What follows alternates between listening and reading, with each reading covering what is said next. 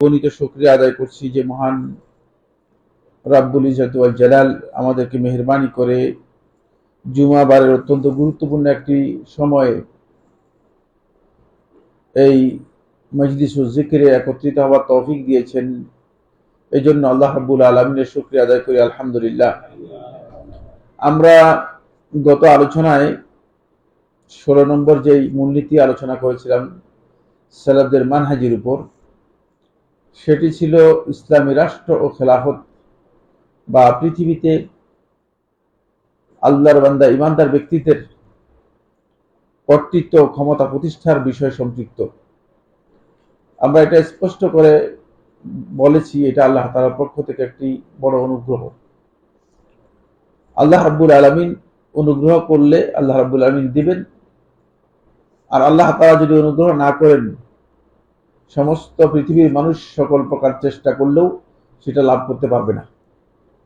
যারা এই বিশ্বাস পোষণ করে না তারা আকীদাগত দিক থেকে বিচ্যুত। তবে এর অর্থ এই নয় যে আল্লাহর বান্দারা আল্লাহর দ্বীনের জন্য আল্লাহ রাব্বুল আলামিন যে নির্দেশগুলো করতে বলেছেন, যেগুলো পালন করতে বলেছেন, সেগুলো আল্লাহর বান্দারা করবে না। সেগুলো অবশ্যই আল্লাহর বান্দারা পালন করবে, সেগুলোর জন্য তাদের সর্বোচ্চ চেষ্টা অব্যাহত রাখবেই। দ্বীন প্রচারের জন্য, দ্বীনের দাওয়াতের জন্য যতটুকু সামর্থ্য আছে ততটুকু সামর্থ্য পরিপূর্ণরূপে চালিয়ে যাবে। যেহেতু তামকিনের সাথে ক্ষমতা অর্জন করা বা ক্ষমতা লাভ করার সাথে মৌলিক একটি বিষয় যুক্ত রয়েছে, সেই মৌলিক বিষয়টি হচ্ছে পরবর্তী আজকের এই মূলনীতি। আজকের এই মূলনীতি হচ্ছে সপ্তদশ মূলনীতি অথবা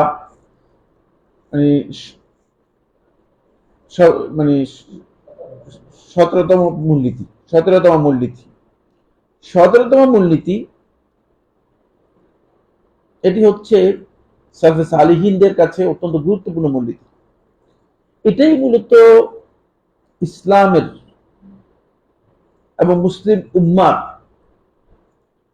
সত্যিকার শ্রেষ্ঠত্ব এবং খায়রিয়তের দলিল। এটাই হচ্ছে মূলত উম্মতে মুহাম্মাদীর কিয়ামত পর্যন্ত চিরস্থায়ী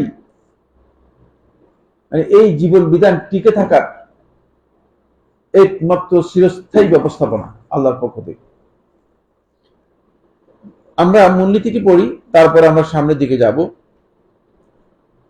ইন্নাহুম ইয়া'মুরুনা বিল মা'রুফি ওয়া ইয়ানহাউনা আনিল মুনকার। তারা সালফে সালিহিনগণ তাদের মানহাজ হচ্ছে তারা বিল মা'রুফ ভালো কাজের নির্দেশ দেবে, ওয়া ইয়ানহাউনা আনিল মুনকার এবং গর্হিত কাজ থেকে, নিষিদ্ধ কাজ থেকে তারা বাধা দেবে, নিষেধ করবে। বিল ইলমি জ্ঞানের মাধ্যমে, ওয়ার রিফক বিনম্রতার সাথে, ওয়াস সাবর ধৈর্যের সাথে, বিকাসদিল ইসলাহ সংশোধনের উদ্দেশ্যে। এই মূলনীতির মধ্যে সব কথা আছে। এমন একটি কথা উল্লেখ করা হয়েছে এই কায়দার মধ্যেই সব বিষয় উল্লেখ করা আছে। এই মূলনীতিটা এত গুরুত্বপূর্ণ যে আমরা যাবে ইসলামের মূলনীতি ভুলে যাবে। যেই সমাজের মধ্যে আমরু বিল মারুফ ওয়া নাহয়ি আনিল মুনকার উঠে গিয়েছে, সেই সমাজ থেকে ইসলাম উঠে গিয়েছে, সেখান থেকে ইসলাম উঠে গিয়েছে। ফলে বনি ইসরায়েল থেকে সর্বপ্রথম ইসলাম উঠে যাওয়ার কোরআনে কারীমে যে পদ্ধতি আল্লাহ তাআলা উল্লেখ করেছেন, সেই পদ্ধতির মধ্যে একটা পদ্ধতি ছিল এটাই। তাদের আলেম এবং আহবার যারা ছিল, তাদের ধর্মগুরু যারা ছিল, তারা লোকদেরকে কঠিনভাবে খারাপ কাজ থেকে নিষেধ করত এবং ভালো কাজের প্রতি নির্দেশ দিত। কিন্তু পরবর্তী সময়ে ওই খারাপ কাজের লোকগুলো, যারা খারাপ কাজ লিপ্ত ছিল, এদের সাথে তাদের উঠা বসার সম্পর্ক এমন এক পর্যায়ে চলে গিয়েছে, আস্তে আস্তে করে তারা ওই খারাপ কাজের নির্দেশ দিত না, খারাপ কাজ থেকে নিষেধ করতো না, ভালো কাজের নির্দেশ দিত না। ভালো কাজের ব্যাপারে তারা উদাসীন ছিল, খারাপ কাজে যে নিষেধ করার বিষয় ছিল নিষেধ করতো না। এক পর্যায়ে তাদের মধ্যে এসে সহনীয় হয়ে গিয়েছে, তারা 3 দলে বিভক্ত হয়ে গিয়েছে। একদল বলতো যে নিষেধ করে লাভ কি, তারা তো আমাদের কথা শুনবে না, নির্দেশ দিয়ে লাভ কি, তারা তো মানবে না। আরেক দল বলতেছে না, এটা আল্লাহর নির্দেশ, আল্লাহ রাব্বুল আলামিন নির্দেশ দিয়েছেন, নিষেধ করব তাদেরকে আমরা নির্দেশ দিব, তাদেরকে বলবো। আরেক দল বললো যে ভাই নিজের যান নিজে বাঁচান।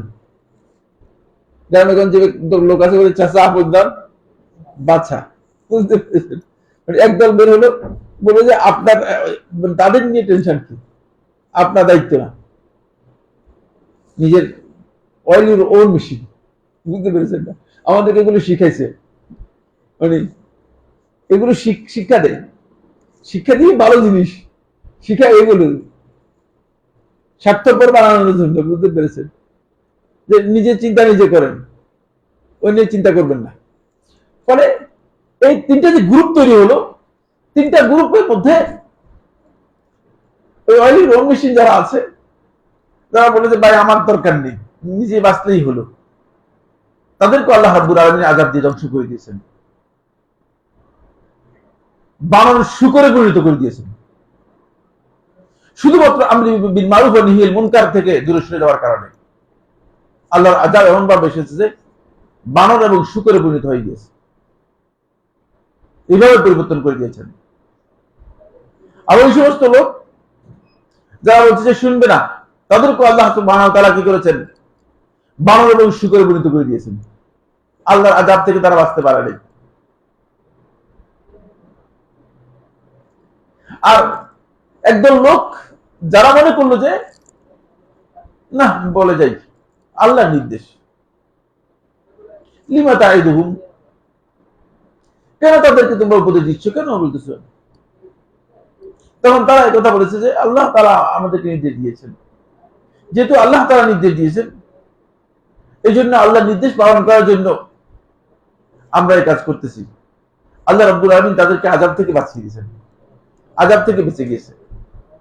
যদিও মর্যাদা পায় নাই, কিন্তু আযাব থেকে কি হয়েছে, বাঁচিয়ে গিয়েছে। এই আমরু বিল মারুফ ওয়া নাহি আনিল মুনকার উঠে যাওয়ার পর থেকে ওই প্রত্যেকটি সম্প্রদায়, প্রত্যেকটা দ্বীনের অনুসারী, তাদের মধ্যে দ্বীনের নামে যা কিছু চালু হয়েছে সবটাই বেদাত, সবটাই খারাপ, সবটাই মন গড়া চালু হয়ে গেছে, যেহেতু তারা এই কাজ করেনি। ফলে আমরু বিল মারুফ ওয়া নাহি আনিল মুনকার এটা অত্যন্ত গুরুত্বপূর্ণ বিষয় সালফে সালিহিনের মানহাজ। যদি আপনি দেখেন যে কাউকে তিনি আলিম বিল্লাহ ওয়ালিল্লাহ ওয়া মাআল্লাহ, এই পর্যায়ের আলেম যদি হয়ে থাকে, আর তিনি আমরু বিল মারুফ ওয়া নাহি আনিল মুনকার না করে থাকেন, তাহলে বুঝতে হবে যে তার মধ্যে ইলম কোনো কাজ করে না, তার ইলমের কোনো মূল্য নেই। আপনার সামনে একজন বিদআত করছে, আপনি তাকে বিদআত হিসেবে ইনফর্ম করতে পারেন, তাকে নির্দেশ না দিতে পারেন, কিন্তু বলতে পারেন যে এই কাজটা আলেমদের কাছে শুনেছি, এটা নাকি বিদআত, এটা আপনি বলতে পারবেন। এটা বললে তো আপনার কোনো, আপনাকে এসে মারবে, ব্যাপারটা এমন না। পরিবর্তন করে দিতে পারবেন না, আপনি তাকে এটা বলবেন যে এটা আলেমদের কাছে শুনছি, এটা নাকি বিদআত, যাতে করে এই লোক বুঝতে পারে যে আসলে সে কাজটা করতেছে যে এটা আলেমদের মধ্যে কেউ কেউ বিদআত বলেছেন। আপনি ইমাম সাহেবকে বলবেন, ইমাম সাহেব আপনি যে সম্মিলিত মুনাজাত করতেছেন, এটা আলেমদের কাছে আমরা শুনি, একদল আলেম বলতেছে এটা নাকি বিদআত, আসলে আপনি কি মনে করেন? তার উত্তর জানার দরকার নেই, সে কি উত্তর দিবে এটা আপনার আগেই জানা আছে, আমারও জানা আছে, তার উত্তর জানার প্রয়োজন নেই। কারণ প্রবৃত্তির অনুসারীর কাছ থেকে আপনি দ্বীনের ব্যাপারে ভালো উত্তর পাবেন এটা আশা করার সুযোগ নেই, কিন্তু আপনি একটা ইনফরমেশন তাকে দিতে পারলেন। আপনি একজনকে দেখছেন তিনি সালাত আদায় করতেছে কিন্তু ভুল করতেছে, সালাত হচ্ছেই না। যেমন আমাদের শতকরা 80% লোকের সালাত হয় না। এটা কি আপনারা আমার সাথে দ্বিমত পোষণ করবেন না একমত পোষণ করবেন? হ্যাঁ, মানে আমার মনে হয় দ্বিমত পোষণ করলে করতে পারবে, কোনো অসুবিধা নেই, কিন্তু আমার এই বক্তব্যের থেকে আমি এমন নড়বো না। আমি বলবো যে 80% নামাজ হয় না। এর কারণ হচ্ছে, আপনি দেখেন একজন লোক ইমামের সাথে তাকবীরাতুল ইন্তেকাল বলে না। তাকবীরাতুল ইন্তেকাল বলে ইমাম সাহেবের সাথে ইমাম আল্লাহু আকবার বলছে, আল্লাহ চলে গেছে, আল্লাহু আকবার বলে নাই। ইমামের সাথে তাকবীরাতুল ইন্তেকাল বলে না এরকম লোকের সংখ্যা সবাই প্রায়। ইমাম সামি আল্লাহু লিমান হামিদা বলেছে, আপনি রব্বানা ওয়া লাকাল হামদ বলবেন, কিন্তু রব্বানা ওয়া লাকাল হামদ বলে না। হয়তো কিছু সংখ্যক বলে, কিন্তু তাকবীর গুলো একটাও দেয় না ইমাম সাহেবের সাথে। এরপরে তিনি সূরা ফাতিহা মানে শতকরা 80 জনই পড়ে না। তিনি চুপ করে দাঁড়িয়ে আছেন, চুপ করে দাঁড়িয়ে আছেন। এভাবে অসংখ্য গলত তাসবিহ, যেগুলো ইম্পর্টেন্ট তাসবিহ, যেগুলো সালাতের মধ্যে অধিকাংশ তাসবিহ করে না। তো তাহলে এই যে লোকগুলোকে, তাদেরকে বলা দরকার যে ভাই, আপনি সালাতে আসছেন, সালাত আদায় করতেছেন কিভাবে, কোন পদ্ধতিতে সালাতটা আদায় করতেছেন, একটু জেনে শুনে আদায় করলে ভালো না? এতটুকু বলতে পারেন, এতটুকু তো আপনাকে গালিগালাজ করবে না, কিছু বলবে না। অথবা এটা বলতে পারেন যে আমরা আলেম ওলামাদের কাছে জানছি যে সালাত এভাবে আদায় করা হয়। এতটুকু তো আপনার সাথে তেমন কোনো সমস্যা হবে। ঝগড়া বাঁধবে যদি আপনি তার সাথে মানে মারামারি করার শব্দ বলেন, এমন শব্দ দিয়ে বলেন যে ভাই আপনার নামাজই হয়নি, আপনার নামাজ পড়তে বলছি কি, তাহলে তো অবশ্যই মার খাবেন, মার খাবেন অথবা মার দিবেন, একটা কিছু হবে।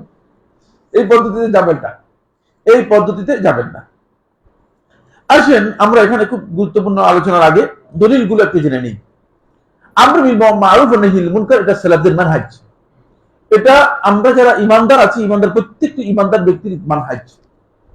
এটা যদিও জুমহুর আহলে হাদিস উলামায়ে কেরাম আহলুত তাহকিক বলেছেন ফরজে কিফায়া, কিন্তু বর্তমান যুগে এটা ফরজে আইন। কারণ ফরজে কিফায়া তখন যখন ব্যাপকভাবে মানুষের কাছে দ্বীনের জ্ঞান রয়েছে, মানুষ দ্বীন সম্পর্কে জানে, তখন একদল লোক কাজ করবে। কিন্তু এখন ব্যাপকভাবে মানুষ কিচ্ছু জানে না,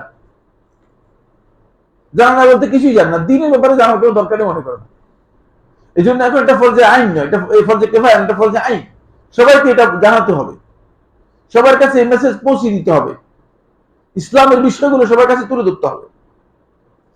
আল্লাহ সুবহানাহু ওয়া তাআলা কোরআনে কারীমে সূরা আলে ইমরান 104 নম্বর আয়াতের মধ্যে এটা বলেছেন, ওয়াল তাকুম মিনকুম উম্মাহ, তোমাদের মধ্যে এমন একটা গোষ্ঠী, এমন একদল লোক হওয়া দরকার, যারা ইয়াদউনা ইলাল খায়র, মানুষদেরকে ভালোর দিকে, কল্যাণের দিকে আহ্বান করবে, ডাকবে। ওয়া ইয়া'মুরুনা বিল মা'রুফ ওয়া ইয়ানহাউনা আনিল মুনকার, এদের বৈশিষ্ট্য হচ্ছে এরা ভালো কাজের নির্দেশ দিবে এবং খারাপ কাজ থেকে তারা নিষেধ করবে। এখান থেকে বোঝা যায় যে আল্লাহ রাব্বুল আলামিন উদ্বুদ্ধ করেছেন যে একদল লোক, আল্লাহর বান্দা ইমানদারদের পক্ষ থেকে একদল লোক থাকতেই হবে। এটা হচ্ছে এই দল লোক থাকবে দায়িত্বপ্রাপ্ত হয়ে। বুঝতে পেরেছেন এরা কারা?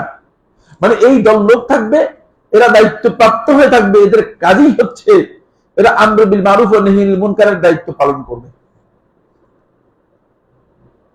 এই আয়াত থেকে কেউ কেউ এই অর্থ করার চেষ্টা করেছেন যে বলে কিছু সংখ্যক কাজ করলেই শেষ হয়ে যাবে, না, এটা এই আয়াতে এটা বুঝায়নি। কিছু সংখ্যক কাজ করলে শেষ হয়ে যাবে দায়িত্ব, এই যদি যথেষ্ট হয়, যদি যথেষ্ট হয়। কিন্তু এখন আমর বিল মারুফ ওয়া নাহি আনিল মুনকারের দায়িত্ব 10 জন, 20 জন, 50 জন, 100 জনে করলে শেষ হবে, এটা মোটেও চিন্তা করা যায় না। কারণ মানুষ কোনটা মারুফ এটা মানুষ জানে না, কোনটা মুনকার এটাও মানুষ জানে না। সুতরাং মারুফ এবং মুনকার সম্পর্কে যদি আমাদের জ্ঞান না থাকে, তাহলে আমরা কিভাবে মানুষদেরকে এই বিষয় সম্পর্কে বলবো, এই বিষয় সম্পর্কে জ্ঞান দেব? আসুন, এরপরে রাসূলুল্লাহ সাল্লাল্লাহু আলাইহি ওয়াসাল্লাম দুটি হাদিস বর্ণনা করেছেন। হাদিসটি সেই মুসলিমের মধ্যেও এসেছে। এখানে যে রেওয়ায়তটি উল্লেখ করেছেন এটা মুসনাদ আহমদের হাদিস। আবু সাঈদ খুদরি রাদিয়াল্লাহু আনহু বর্ণনা করেন, তিনি বলেন রাসূলুল্লাহ সাল্লাল্লাহু আলাইহি ওয়াসাল্লাম ইরশাদ করেছেন, মান রাআ মিনকুম মুনকারান, তোমাদের মধ্যে যে ব্যক্তি দেখবে মুনকারান, কোন একটা মুনকার, ফালইউগাইয়িরহু বিয়াদিহি, সে যেন তার হাত দিয়ে সেটাকে পরিবর্তন করে দেয়। হাত দিয়ে মানে তার শক্তি দিয়ে পরিবর্তন করে দেয়। তবে এটার জন্য শর্ত হচ্ছে শক্তি থাকলে, পরিবর্তন করার শক্তি থাকলে হাত দিয়ে পরিবর্তন করবে, শক্তি না থাকলে হাত দিয়ে পরিবর্তন করতে পারবেন না। এটার জন্য শর্তটা আপনি শক্তি থাকার ব্যাপারটা কোথায় পেয়েছেন? ওই পরের শব্দের মধ্যে আছে, হাদিসের মধ্যেই আছে। মানে এই হাদিসের মধ্যে এই কথা উজ্জ্ব আছে, মান রাআ মিনকুম মুনকারান ফালইউগাইয়িরহু বিয়াদিহি ইন ইসতাতাআ যালিক, যদি সে এটা করার ক্ষমতা রাখে। এখন মসজিদের মধ্যে সবগুলো বেদাতি, বলতেন না আশহাদু আন্না মুহাম্মাদ রাসূলুল্লাহ বললেই মানে এইভাবে ঘুরে ঘুরে চোখের মধ্যে দিচ্ছে, আর আপনি সেখানে গিয়ে বলতে দেয় খবরদার, এটা কেউ করতে পারবেন না, মায়ের খেয়ে বুথ হয়ে যাবেন, কারণ এটা আপনি পারবেন না সেখানে, কারণ বেদাতিদের ওখানে আপনার সেই ক্ষমতা নেই। ক্ষমতা যেখানে নেই সেখানে এটা করতে যাবেন না, সেখানে আপনার এই কাজটা ভুল হবে, দাওয়াত হবে না। এই জন্য সালফে সালিহিনগণ দাওয়াতের মানহাজ এর মধ্যে যেখানে যে কথা আছে সেখানে সে কথা খেয়াল রাখতে হবে। এর জন্য গুরুত্বপূর্ণ দিক হচ্ছে আপনি আসলে পরিবর্তন করতে পারবেন কিনা হাত দিয়ে। হাত দিয়ে পরিবর্তন করার সক্ষমতা না থাকলে হাত দিয়ে পরিবর্তন করতে পারবেন না। ফাইন লাম ইয়াস্তাতি ফা বিলিসানিহি, যদি হাত দিয়ে পরিবর্তন করতে না পারে তাহলে ফা বিলিসানিহি, তাহলে তার কথা দিয়ে, জিহ্বা দিয়ে কি করবে? পরিবর্তন করবে, জবান দিয়ে পরিবর্তন করবে, কথার মাধ্যমে পরিবর্তন করবেন। অবশ্যই আপনি কথা দিয়ে বলবেন যে ভাই আপনি যে কাজটা করতেছেন এই কাজটা শুদ্ধ করতেছেন না, কথার মাধ্যমে পরিবর্তন করবেন। কথার মাধ্যমে পরিবর্তন করা সহজ, এটা কঠিন না। অন্তপক্ষে মেসেজ পৌঁছানোটা সহজ। আমাদের আলেমদের দুর্ভাগ্য এই জায়গায়, অনেক আলেমই হক কোনটা, সহি কোনটা, সুন্নাহ কোনটা এই সম্পর্কে জানেন, কিন্তু আজকে পরিস্থিতির কারণে অথবা মাস পিপলের মানে একটা প্রভাব, একটা চাপের কারণে তারা হকটাকে বাতিলের সাথে মিশ্রণ করে নিজেদের পপুলারিটি, নিজেদের জনসমর্থন, মানুষের মানে ফলোয়ার্স বৃদ্ধি করার জন্য চেষ্টা করেন, বক্তব্য বাড়ানোর জন্য চেষ্টা করেন। হক কিন্তু তিনি জানেন যে হক এটা না। আসলে যদি এটা হয়ে থাকে তাহলে তিনি আসলে দুই দিক থেকে ক্ষতিগ্রস্ত। একদিক থেকে তিনি আল্লাহর দ্বীনকে জেনে শুনে পরিবর্তন করলেন, আরেক দিক থেকে তিনি হককে মানে গোপন করলেন মানুষের জন্য, মানুষের সন্তুষ্টির জন্য। আল্লাহর সন্তুষ্টিকে অগ্রাধিকার দিলেন না। আল্লাহর সন্তুষ্টিকে অগ্রাধিকার না দিয়ে মানুষের সন্তুষ্টিকে কোনো কাজের জন্য অগ্রাধিকার দেয়া, এটা মোটেও বৈধ নয়, মোটেও বৈধ নয়। মুখে বলা দরকার। আজকাল চুপ থাকার আর সময় নেই। কতদিন পর্যন্ত চুপ থাকবেন? কতদিন শেষ পর্যন্ত মানে কান ঝালাফোড়া করে ফেলতেছে। এখন আমরা যেহেতু বলতে পারতেছি না, বললে শতকরা দুইজনে শুনতো, ঠিক না? মানে 98 জন বাদ দিলাম, তাহলে বুঝে এটা মিথ্যা, এটা অনুসরণীয় নয়, এটা বলা দরকার। কিন্তু না, গা ভাসিয়ে দিয়েছেন, গা ভাসিয়ে দিয়েছেন, তাহলে চলবে না। তাহলে বেদাত আপনার মানে বেদাত উচ্ছেদ করতে পারবেন না। এটা দৃষ্টিভঙ্গি আছে। একবার আমরা বড় বড় আলেমদের সাথে বসছিলাম এই বিষয় নিয়ে, বসার পরে সবাই একটা একটা করে দৃষ্টিভঙ্গি পেশ করেছেন। বেশিরভাগ লোক দৃষ্টিভঙ্গি পেশ করেছেন যে আমরা মাস পিপলের সাথে কাজ করার জন্য, অন্তপক্ষে মানুষের কাছে গ্রহণযোগ্যতা, আমাদের বক্তব্য গ্রহণযোগ্যতার জন্য আমরা সহনীয়ভাবে যে সমস্ত মাসআলার ব্যাপারে তাদের সাথে বিরোধ মানে আমাদের প্রয়োজন নেই, সেগুলোতে বিরোধ না করেই সহনীয়ভাবে যদি আমরা আগাই তাহলে আমাদের জন্য সুবিধা হবে, মানুষ আমাদের কথা গ্রহণ করবে এবং আমরা সেখানে মানুষের কাছে আমাদের যে মেসেজ আছে আমাদের যে বার্তা আছে সেই বার্তাটুকু আমরা পৌঁছাতে পারবো, মানুষের কাছে আমাদের বার্তা পৌঁছে দিতে পারবো। এই বক্তব্যটুকু এটি দৃষ্টিভঙ্গির দিক থেকে, বিবেচনার দিক থেকে সুন্দর, খারাপ না, আমার কাছে ভালো মনে হয়েছে। এবং অনেকেই এটাকে সমর্থন করেছেন যে দাওয়াতি ময়দানে মানুষের কাছে বিষয়গুলো পৌঁছানোর জন্য দাওয়াতি ময়দানে এই ধরনের দৃষ্টিভঙ্গি খারাপ না। কিন্তু আমি ওই দৃষ্টিভঙ্গির সাথে তখনই ভিন্নমত পোষণ করেছি। এই ভিন্নমত পোষণ করাটা আমার ব্যক্তিগত, এটা আপনার মনে করেন যে মানে আমার ব্যক্তিগত, এটা ভুল হতে পারে, শুদ্ধ হতে পারে। কি ভিন্নমত পোষণ করেছি? আমি বলেছি না, আমি বলেছি এমন একদল লোক থাকতে হবে যে এই দল লোক হক যেটা, হকটাকে তুলে ধরবে, কেউ গ্রহণ করুক বা না করুক, যাতে করে মানুষ বুঝতে পারে যে এখানে হক আছে এটা, কিন্তু কোনো না কোনো কারণে হক কি হয়ে গেছে, ধামাচাপা পড়ে গিয়েছে, হকের উপর বাতিল কি হয়ে গেছে, গালেব হয়ে গিয়েছে। এই দৃষ্টিভঙ্গিটা আমি পোষণ করেছিলাম। এই জন্য আমাকে একটু কট্টরপন্থী বলছিল,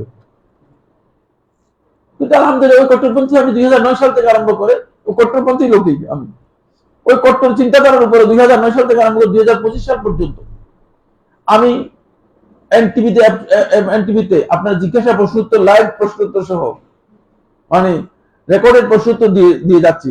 কিন্তু এই পর্যন্ত কেউ মারতেও আসে নাই, হত্যা করার কথা বলে না। অবশ্যই হত্যার কথা অন্য কাজে বলছে, হত্যার হুমকি অবশ্যই একবার দুইবার না বহুবার দিয়েছে, কিন্তু এই কাজের জন্য দেয় নাই, এই কাজের জন্য দেয় নাই যে আপনি এত কট্টরপন্থী ফতুয়া দিচ্ছেন কেন।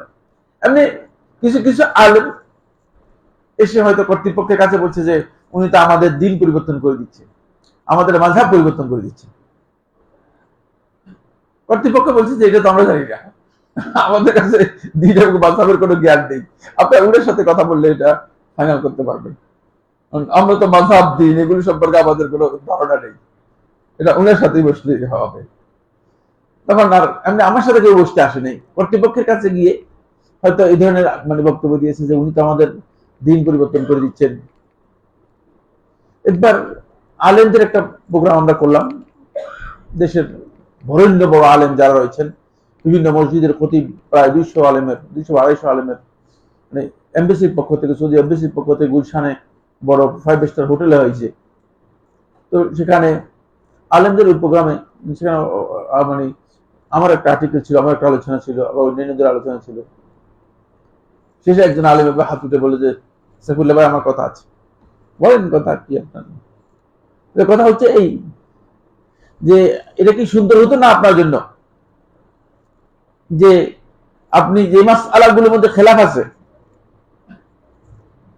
সেই মাসআলার মধ্যে আলেমদের যে ইখতিলাফ আছে, ইখতিলাফটা বর্ণনা করে দিতেন, ইখতিলাফটা বর্ণনা করে দিয়ে ইখতিলাফ সহ মানে আলেমদের দলিল উল্লেখ করে দিতেন, তাহলে যে যেটা খুশি সেটা গ্রহণ করত। আমি তাকে বললাম যে শুনেন, 1 নম্বর কথা হচ্ছে যিনি আমাকে প্রশ্ন করেছেন তিনি ইখতিলাফ জানার জন্য প্রশ্ন করেন নাই, তিনি শরীয়তের এই মাসআলার হুকুম কি সেটা জানতে চেষ্টা করেছেন। তিনি একথা বলেন না যে আমাকে ইখতিলাফ বলেন এই মাসআলার মধ্যে। কারণ আমি যদি এখানে আপনার প্রত্যেকটা মাসআলার মধ্যে ইখতিলাফ আলোচনা করি, তাহলে আপনার কি কোনোদিন মানে কোনটা হক বের করতে পারবেন? যে আমি ফিকহের উপর পড়াই, ফিকহের উপর আমার একটা দার্স রয়েছে, বললেন না মানে ডিপ্লোমাতে ফিকহুল ইবাদতের উপর দার্স রয়েছে, আমি শান্তিনগরে পড়াই। তখন আমি ইখতিলাফ আলোচনা করি, প্রত্যেককে আলাদা আলাদা করে জিজ্ঞেস করি, আপনি বলেন তো কি মত, আপনি বলেন তো কি মত, আপনি বলেন তো কোনটা গ্রহণ করুন, আপনি বলেন তো কোনটা। দেখলাম যে কিচ্ছু বুঝে গ্রহণ করার মতো, তার কারণ হচ্ছে তিনি ইখতিলাফ থেকে মাসআলা বের করবেন এত সহজ ব্যাপার নয়। আলেমদের ইখতিলাফ থেকে আপনি দিন বুঝে যাবেন, এটা আপনার জন্য এত সহজ মনে করেন না, এত সহজ মনে করেন না। প্রত্যেকেই তো তার পক্ষে মানে দলিল দিয়ে তারপরে কি করেছে, ইখতিলাফ করেছে নাকি, আন্দাজের উপর ইখতিলাফ করেছে। প্রত্যেকের মানে এই প্রত্যেকটা ক্ষেত্রে তার মানে একটা একটা ভিত্তি আছে। ফলে আমি বললাম যে না, তারা আমার কাছে 1 নম্বর হচ্ছে ইখতিলাফ জানতে আসে নাই, 2 নম্বর হচ্ছে আমি যদি ইখতিলাফ আলোচনা করি তাহলে আমাকে দলিল আলোচনা করতে হবে। আমার হাতে সেই সময় নেই, সে মাসালা মানে সেই সময়ের জন্য আমাকে প্রশ্ন করেই নেই, তাহলে একটাই মাসালা আলোচনা করতে হবে পুরো প্রোগ্রামের মধ্যে, কারণ প্রত্যেকটা মাসালার মধ্যে ইখতিলাফ আছে। এমনকি আফিল্লাহি শাক্কুন ফাতিরিস সামাওয়াতি ওয়াল আরদ, আল্লাহ তাআলা কোরআনের মধ্যে বলেছেন, আল্লাহর ব্যাপারে কি তোমরা সন্দেহ করতেছো? খাফাতিরিস সামাওয়াতি ওয়াল আরদ, যিনি আসমান এবং জমিনকে সৃষ্টি করেছেন, সেখানেও তোমরা মতবিরোধ করতেছো। আল্লাহর ব্যাপারে ইখতিলাফ হয়েছে, ইখতিলাফ নাই কোন মাসালার মধ্যে। সুতরাং আমি যখন দলিল নিয়ে কথা বলবো, তখন আমাকে একথা বলতে হবে যে এরা যে দলিলগুলো উল্লেখ করেছে সবগুলো দলিল বাতিল, এর মানে আবার দলিলগুলো সবগুলো খণ্ডন করতে হবে। তো আপনার দলিল উল্লেখ করে আপনাকে যদি খণ্ডন করি, এটা আপনার জন্য ভালো হবে নাকি আপনার বক্তব্যে আমি দিলাম না? আপনার বক্তব্যে আমার দরকার নেই, আমি যেটা যতটুকু দরকার ততটুকু গ্রহণ করলাম, এটা সবচেয়ে সহজ। এটা সহজ না? এটা হচ্ছে সবচেয়ে সহজ। সুতরাং আপনাকে আমি আঘাতেই করিনি, দড়িও নাই, স্পর্শ করিনি। আপনি আপনার বক্তব্য নিয়ে থেকে যান, আমি আপনার বক্তব্য তো ধরিয়ে নেই, আপনার বক্তব্যের দলিলও আমি নেই নেই, দলিলের খণ্ডনও করিনি। সুতরাং আপনি কেন এই জায়গায় এসে একথা বলতেছেন? আমি যেটা আমার কাছে জানতে চেয়েছে সেটা আমি বলে দিয়েছি সহজভাবে, যাতে করে লোকটা ইসলামের সহজ বিধান জেনে নেয়। এই জায়গায় খুবই গুরুত্বপূর্ণ যে বিষয়টি যেটা নিয়ে আলোচনা করতে চাচ্ছিলাম, সেটা হলো এই যে যেখানে পরিবর্তন করা আপনার পক্ষে সম্ভব নয়, সেখানে বক্তব্য দিয়ে অন্তপক্ষে বলা দরকার, একেবারেই চুপ থাকা। এটা আমি মনে করে থাকি যে তাহলে এতটুকু হক আদায় হবে না। তারপরেও অনেক জায়গা আছে বক্তব্য দিতে পারবেন না, বুঝলেন না? ভান্ডারীদের দরবারে গিয়ে আপনি যদি বক্তব্য দিতে যান, এত সহজে ফিরে আসতে পারবেন না। বুঝতে পেরেছেন কিনা? এই জন্য রাসূলুল্লাহ সাল্লাল্লাহু আলাইহি ওয়াসাল্লাম জানতেন, ফাইন লাম ইয়াস্তাতি, যদি মুখেও বলতে না পারো, মুখেও যদি বলতে না পারো, তবে কলবিহি, তাহলে অন্তর দিয়ে ঘৃণা করো। তাহলে অন্তর দিয়ে বিষয়টাকে ঘৃণা করতে হবে। ওয়াযালিকা আযাফুল ঈমান, কিন্তু মুশকিল। অন্তর দিয়ে ঘৃণা করো বলছে যে এতে যদি একটু বলতো তাহলে বেঁচে গেছিলাম, আমরা আপনারা সবাই মোটামুটি বেঁচে গিয়েছিলাম, দেখ আলহামদুলিল্লাহ। সারা জিন্দেগি আমি আপনাদেরকে বলতাম যে অন্তর দিয়ে ঘৃণা করেন, অন্তর দিয়ে ঘৃণা করেন, আমিও শুধু অন্তর দিয়ে ঘৃণা করবো, অন্তর দিয়ে ঘৃণা আর ঘৃণা। বুঝতে পেরেছেন? আর কিচ্ছু নেই। কিন্তু এই পরের কথাটা যদি না থাকতো, তাহলে মোটামুটি অন্তর দিয়ে ঘৃণাই ওয়াজ চলতো, এর ওয়াজই চলতো। কিন্তু পরের কথাটা খুব কঠিন কথা। পরের কথার মধ্যে রাসূলুল্লাহ বলতে ওয়াযালিকা আযআফুল ঈমান, এটা হচ্ছে ঈমানের সবচেয়ে দুর্বল অংশ। অন্য আরেকটি রিওয়ায়াতের মধ্যে এসেছে ওয়ালাইসা ওয়ারাআ যালিকা হাববাতু খারদাল মিন ঈমান, এর বাইরে সরিষা পরিমাণ ঈমান নাই আর। মানে আপনার ঈমান ওই অন্তরের ঘৃণার মধ্যে গিয়ে এমন এক পর্যায়ে পৌঁছে গিয়েছে যে সরিষার দানা হয়ে গেছে। ঈমান আপনার কি হয়ে গেছে? হ্যাঁ, পরিবারের সরিষার দানার মতো হয়ে গেছে, এত দুর্বল ঈমান হয়ে গেছে। তো কতদিন পর্যন্ত মানুষ এভাবে ঘৃণা করবে? যেখানে হক এবং বাতিলের সংঘাত, যেখানে সুন্নাহ এবং বেদাতের সংঘাত, যেখানে দ্বীনের মৌলিক বিষয়গুলো নিয়ে যেখানে ব্যাপকভাবে সংঘাত রয়েছে, ব্যাপকভাবে বিরোধ রয়েছে, সেখানে হক তুলে ধরার জন্য কারা এগিয়ে আসবে? যদি সত্যিকার সুন্নাহর অনুসারী যারা আছে তারা এগিয়ে না আসে। এই জন্য একটা মাসআলা খুবই ক্ষুদ্র, খুবই ক্ষুদ্র, সেটা হচ্ছে খালকুল কোরআন। কোরআন মাখলুক কি মাখলুক নয়, কোরআন সৃষ্ট কি সৃষ্ট নয়, এই মাসআলাটা খুবই ক্ষুদ্র মাসআলা। এই মাসআলায় কোরআনে কারীমের কোনো নস নেই, এই মাসআলায় রাসূলুল্লাহ সাল্লাল্লাহু আলাইহি ওয়াসাল্লামের হাদিসের কোনো নস নেই। তারপরেও ইমাম আহমদ বিন হাম্বল রাহমাতুল্লাহ আলাইহি এই মাসআলার ব্যাপারে, ইমাম আহমদ বিন হাম্বল রাহমাতুল্লাহ আলাইহি এত বিশাল পাহাড়ের মতো অবিচল ছিলেন যে ইমাম রাহমাতুল্লাহ আলাইহিকে প্রতিদিন 10 থেকে 20 বেদ দেওয়া হতো। যিনি বেদ দিয়েছেন জাল্লাদ, একদিন ইমাম রাহমাতুল্লাহ আলাইহিকে বলেছে যে ইমাম, এই যে বেদ আপনাকে দিয়েছি, এই ধরনের বেদ, এক বেদ যদি আমি একটা হাতিকে দিতাম মারা যেত সাথে সাথে। আমি জানি না আপনি যে কিভাবে সহ্য করেছেন, আর বেদ খেয়ে জীবিত থাকা এটা আপনার একটি কারামত। তারপরে ইমাম আহমদ বিন হাম্বল রাহমাতুল্লাহ আলাইহি সুউচ্চ পাহাড়ের মতো অবিচল ছিলেন, একথা বলেন নাই যে কোরআন মাখলুক, কোরআন সৃষ্ট বলেন না, এটা আমাদের আকীদা নয়, এটা আহলুস সুন্নাতের আকীদা নয়। কোরআন গায়রে মাখলুক, কোরআন আল্লাহর সিফাত, এটা কালামুল্লাহ, আল্লাহর কালাম। সুতরাং যারা বলছে কালামুল্লাহ এটা আল্লাহর কালাম কিন্তু শিষ্য, তাদের বক্তব্য ভুল, তাদের বক্তব্য সঠিক নয়। দেখেন ছোট্ট মাসালাও কিন্তু কি অবিচলতা, কি দৃঢ়তা পোষণ করেছেন ইমাম আহমদ ইবনে হাম্বল রাহমাতুল্লাহ আলাইহি। কারণটা কি? কারণ হচ্ছে মানে যদি চুপ থাকতেন তাহলে কি হয়ে যেত? সরিষা দ্বারা হয়ে যেত। এত বড় ইমাম, 10 লক্ষ হাদিসের হাফেজ, নিজের ইমামকে সরিষার দ্বারা পর্যন্ত নিয়ে যাবেন, এটা কি সম্ভব? এটা কি হতে পারে কোনোদিন? এটা হতে পারে না, কোনোদিন হতে পারে না, কোনোদিন হতে পারে না। লাস্ট মোমেন্টে কি হয়েছে জানেন তো আপনারা? হত্যা করে ফেলা হবে। আজকে হত্যার ঘোষণা হয়ে গেছে, আজকেই।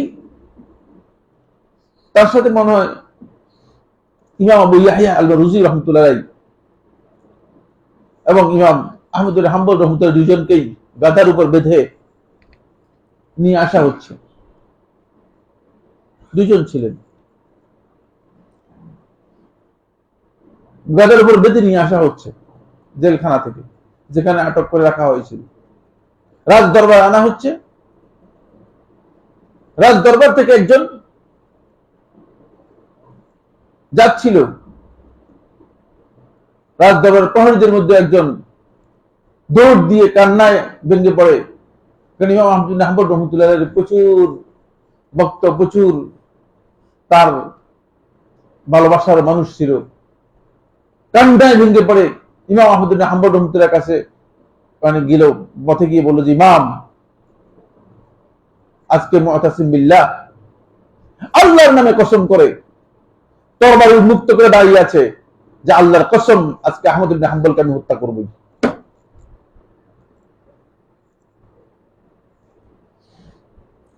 ইমাম, আজকে আপনাকে হত্যা করা হবে, হত্যার জন্য আপনাকে নিয়ে যাওয়া হচ্ছে। তখন ইমাম আহমদ ইবনে হাম্বল রাহমাতুল্লাহ দেখলেন যে এই জালেমকে অনেক সুযোগ দেওয়া হয়েছে, এই জালেমকে অনেক সুযোগ দেওয়া হয়েছে। তখন ইমাম আহমদ ইবনে হাম্বল রাহমাতুল্লাহ শুধুমাত্র আল্লাহ রাব্বুল আলামিনের কাছে একটা দরখাস্ত করলেন, হে আমার আল্লাহ, লা তুসাল্লিতহু আলা আহাদিন বা'দি, আমার পরে আর তোমার বান্দার মধ্য থেকে কাউকে তার কর্তৃত্ব, কারোর উপর তার কর্তৃত্ব করার কোনো অধিকার দিও না। তার কর্তৃত্ব আল্লাহ উঠিয়ে নাও, উঠিয়ে নাও। 2-3 মিনিটের মাথায় রাজপ্রাসাদ থেকে আওয়াজ আসছে, চতুর্দিক থেকে মানুষ ছুটে যাচ্ছে, মুতাসিমের মৃত্যু হয়ে গেছে, মুতাসিমের মৃত্যু হয়ে গেছে। দেখছেন কত কঠিন বিষয়, দোয়া যে কত পাওয়ারফুল, দেখছেন কিনা? মজলুমের দোয়া যে কিভাবে কাজ করে, দেখছেন কত পাওয়ারফুল দোয়া ছিল। মজলুমের দোয়া কেমন, আর 1 সেকেন্ডের জন্য সুযোগ পাইনি। আমার আল্লাহ রাব্বুল আলামিন সেই সুযোগ দেননি। এটা এই জন্য বলছিলাম যে আসলেই দুর্বল ঈমানের এই অংশে যদি অংশগুলো থেকে যায়, আমর বিল মারুফ ওয়া নাহি আনিল মুনকার, আজকে এই সব জায়গাতেই দুর্বল ঈমানের উপর চলছে। কেউ আমরা লজ্জায় বলতে পারতেছি না, কেউ আমরা সৌজন্যতার জন্য বলতে পারতেছি না, কেউ আমরা এমনিতে নিজের উদাসীনতার জন্য বলতে পারতেছি না, কেউ আবার কোনো কারণে মনক্ষুণ্ণ হয় কিনা, আমার উপর চটে যায় কিনা, এই জন্য বলতে পারতেছি না। তাহলে কখন আমরা আমর বিল মারুফ ওয়া নাহি আনিল মুনকার করব? এই কারণে তো সবচেয়ে বড় ক্ষতি হয়ে যাচ্ছে। আপনি পরিবর্তন করে দিতে পারবেন, এটা না করলেন, সেটা আপনার ক্ষমতা নেই, কিন্তু আপনি তো অবশ্যই বলবেন। যেখানে ক্ষমতা আছে, যে জায়গায় আমাদের ক্ষমতা আছে, সেখানে পর্যন্ত আমরা বলছি না। আপনারা রাগ করেন না, অনেককে দেখি, আমি নিজের মাঝে মধ্যে হাসি দেখেছেন, আল্লাহ সুবহানাল্লাহ, মাথার মধ্যে পাগড়ি দিয়ে, অনেক বড় লম্বা লম্বা দাড়ি, অনেক বড় লম্বা দাড়ি, মাথার মধ্যে পাগড়ি, আর কি সুন্দর জামা কাপড় গায়ে দিয়ে, ইন্না লিল্লাহি ওয়া ইন্না ইলাইহি রাজিউন। বাইরে দেখি যে সাথে একজন মানে মহিলা নিয়ে যাচ্ছে, কাপড় চোপড় বুলে বাসায় রেখে চলে আসছে। কিভাবে সম্ভব?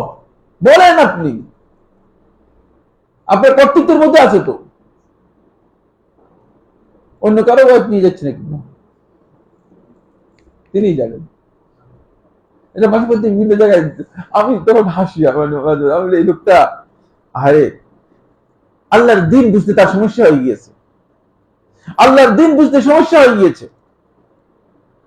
নিজের কর্তৃত্বের মধ্যে যারা আছে তাদেরকে দ্বীনের ব্যাপারে, দ্বীনের উপর রাখা, দ্বীনের দিক নির্দেশনা করা, এটা আপনার ফরজ আইন, তো আপনি করতে হবে, নচেত আপনি আল্লাহ তাআলার কাছে দায়ী হয়ে যাবেন। অথচ আপনি এখানে আপনি যেমন করেন, আপনার ক্ষমতা আছে সেটা ফেরানো করেন, সমাজের কথা বাদে দিন, রাষ্ট্রের কথা একেবারেই উল্লেখে করলাম না। এমন লোক রয়েছে যে আমাদের দেশে ইসলাম প্রতিষ্ঠা করে ফেলবে, পুরো দেশের মধ্যে ইসলাম প্রতিষ্ঠা করে একবারে সমস্ত মানুষদেরকে বুঝলেন না ইসলামী শাসন কায়েম করে ফেলবে, কিন্তু এই বেচারা দাঁড়িয়ে রাখেন কি ইসলাম প্রতিষ্ঠা করে ফেলবে।